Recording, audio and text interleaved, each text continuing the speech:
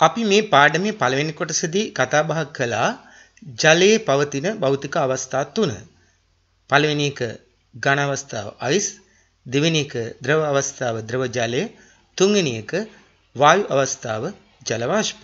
මතකයි නේද? ඒ වගේම අපි කතා කළා ලවණතාව අනුව ජලය වර්ග කරන ආකාර තුනක් ගැන. එකක් තමයි මිරිදිය. ලවණ ඊටාම අඩු. ඊළඟට අපි කතා කළේ කිවුල්දිය. තරමක් ලවණ වැඩි. ඊළඟට අපි කතා කරා කරදිය. ලවණ ඊටාමත්ම බහුල ජලය. දැන් අපි පාඩමේ දෙවෙනි කොටසට පියනගමු. අපි පානය කරන ජලය මිරිදිය. ඒ කියන්නේ ලිං, වැව්, පුකුණු, ගංගා, එළදොල, දියඇලිවල ඒවයි තියෙන්නේ මිරිදිය. කරදිය තියෙන්නේ සාගර සහ මුහුදු වල. එතකොට කිවුල් ජලය කොහෙද තියෙන්නේ? කිවුල් ජලය අපිට බහුලව දකින්න පුළුවන් කලපු වල. මොකද ගංගා ජලයයි මුහුදු ජලයයි මිශ්‍ර වෙන තරක් මේ කලපු. ඉතින් මේ ජලයේ ලවණතාව කරදියට වඩා අඩුයි. හැබැයි මිරිදියට වඩා වැඩි.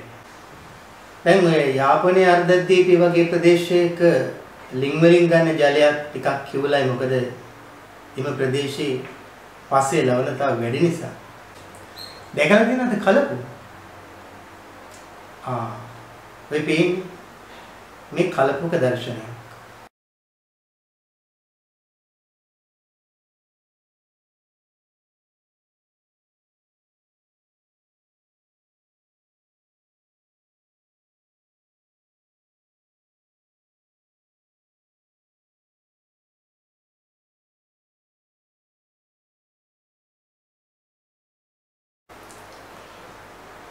හොඳයි. දැන් ඔච්චර වෙලා අපි කතා බහ කළේ ද්‍රව තත්ත්වයේ පවතින ජලය ගැනනේ. දැන් අපි අවධානය යොමු කරනවා වායු අවස්ථාවේ තියෙන ජලය ගැන. ඒ කියන්නේ ජල වාෂ්ප ගැන. දැන් මේ පරිසරයේ ජල වාෂ්ප තියෙනවා කියලා අපි කොහොමද පෙන්වන්නේ? හොඳයි. අපි තව ක්‍රියාකාරකමක් කරමු. මම මෙන්න මේ විදිහට අඩක් වතුර පෙරවූ වීදුරුවක් ගන්නවා. දැන් මම මේක පියනකින් වහලා පැත්තකින් තියලා අපි බලමු මේකේ වීදුරුව පිටපැත්තේ වෙනසක් දකින්න පුළුවන්ද කියලා. දැන් අපි බලමු මේ වතුර වීදුරුවේ වෙනසක් පිටපැත්තේ මොකක්ද දකින්න පුළුවන්ද කියලා. මම හිතන්නේ කිසි වෙනසක් නැහැ. දැන් අපි මේ බඳුනට අයිස් කැට කිහිපයක් එකතු කරනවා. පේනවද? දැන් ආයෙත් අර පෙර විදිහටම මේ පියදෙන් මේක වහලා අපි තියමු මේක පැත්තකින් මොකද වෙන්නේ බලන්න. ටික වෙලාවක් යනකොට අපිට පේනවා වීදුරුව පිටපැත්ත අපහැදිලි වෙනවා. මීදුමක් වගේ බැඳෙනවා. මොකද්ද මේ වෙන්නේ?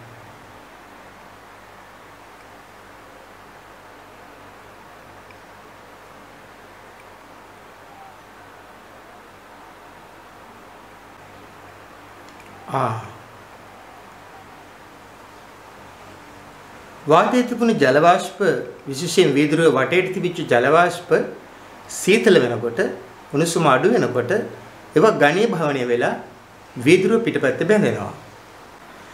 එහෙමනම් අපිට දැන් නිගමනය කරන්න පුළුවන් අපේ ඇහැට නොපෙනුනත් වායුගෝලයේ ජල වාෂ්ප තියෙනවා කියලා.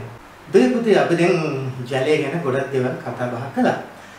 දැන් අපි බලමු මේ ජලය අපේ ස්වභාවික පරිසරයේ පවතින්න පුළුවන් ආකාර මොනවද කියලා.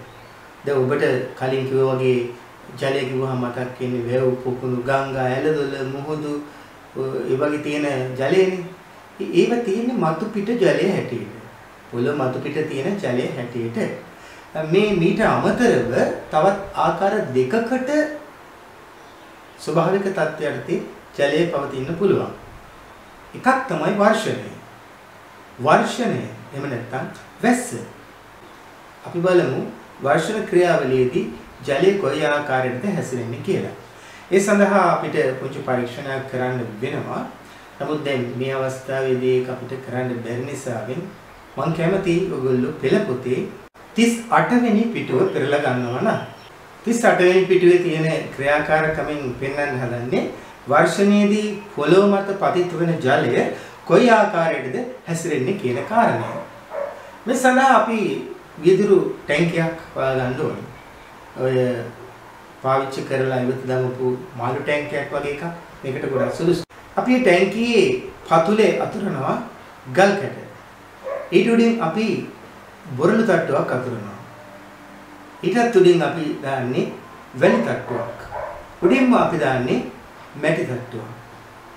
පළමුවෙන්ම ගල්, ඊළඟට බොරළු, ඊළඟට වැලි, ඊළඟට මැටි. දැන් මේ පින්තූරේ තියෙන ආකාරයට සිදුරු කරගත් ටින් එකකින් අපි මෙන්න මේ ටැංකියේ තියෙන මේ පාෂාණ ආදර්ශණයට ජලය වක් කරනවා. එතකොට වතුර ගලාගෙන ගිහිල්ලා ඔබට පේන්නේ ඔබට පුළුවන් මේ පරීක්ෂණය ගෙදරදී කරන්න. විදුරු ටැංකියක් වගේම සිදුරු කරගත් ටින් එකක් තමයි ඔබට ඕනේ. ඊට අමතරව ගල්, බොරළු, වැලි සහ මැටි. අපිට පේනවා මේ පොළොව මතට වැටෙන වර්ෂණයෙන් වැටෙන ජලය නැත්නම් මේ ටින් එකෙන් ඇත්තටම අපි ආදර්ශනය කරන වර්ෂණයෙන් වැටෙන ජලය ගලාගෙන ගිහිල්ලා මේ පාෂාණ තට්ටු අතර තැම්පත් වෙනවා. කොටසක් පාෂාණ මතු පිට රැඳෙනවා. මේ මතු පිට රැඳෙන ජලයට අපි කියන්නේ මතු පිට ජලය කියලා. අර පොළොව ඇතුළට යන ජලය අපි කියන්නේ භූගත ජලය කියලා. භූගත ජලය. භූ කියන්නේ පොළොවනේ. ගත කියන්නේ තුල අන්තර්ගත කියන්නේ. භූගත කියන්නේ භූමිය තුල අන්තර්ගත ජලය. දැන් මේ ක්‍රියාවලිය වර්ෂණයේ හැටියට අපි ආදර්ශනය කරන්නේ. දැන් වර්ෂණය කියනකොට ලංකාවේ ඉන්න අපිට නම් මතක් වෙන්නේ වතුර බින්දුව හැටියට වැටෙන වැස්සනේ. ඒ වුණාට සමහර රටවල් හිම වැස්ස, එහෙම නැත්නම් හිම කැට වැස්සක්, එහෙමත් නැත්නම් අයිස් කැට වැස්සක් වැටෙන අවස්ථා තියෙනවා.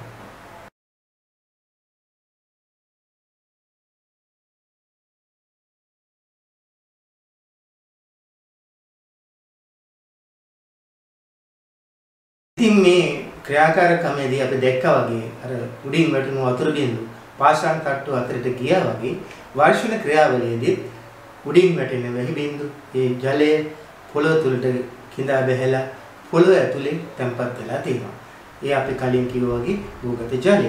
මෙන්න මේ භූගත ජලය තමයි ලිං ඒ වගේම උල්පත් වලින් නැවත අපි ප්‍රයෝජනය සඳහා ලබා ගන්නෙ. ඒ කියන්නේ අපිට එහාට නොපෙනුනාට පොළොව තුල විශාල ජල ස්කන්ධයක් තැම්පත් වෙලා තියෙනවා.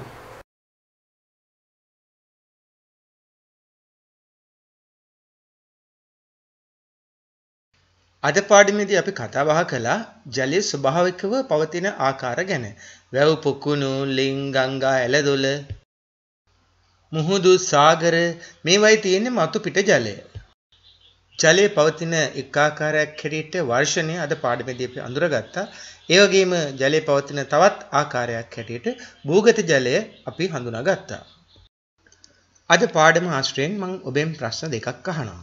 පළවෙනි ප්‍රශ්නය ජල ප්‍රභව තුනක් නම් කරන්න. ජල ප්‍රභව තුනක් නම් කරන්න. එහෙම නැත්නම් ජලයේ පවතින ආකාර තුන මොකක්ද කියලායි මේ අහන්නේ.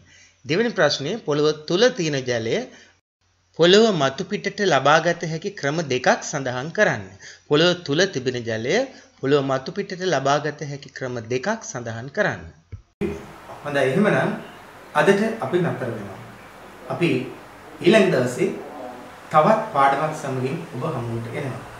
එහෙමනම් පෙළ පොතත් අරගෙන ඔබට කරන්න පුළුවන් ක්‍රියාකාරකම් කරලා මේ වැඩසටහන නැවත නරඹලා ඔබේ දැනුම වර්ධනය කරගන්න කියලා අපි ඔබට ආරාධනා කරනවා.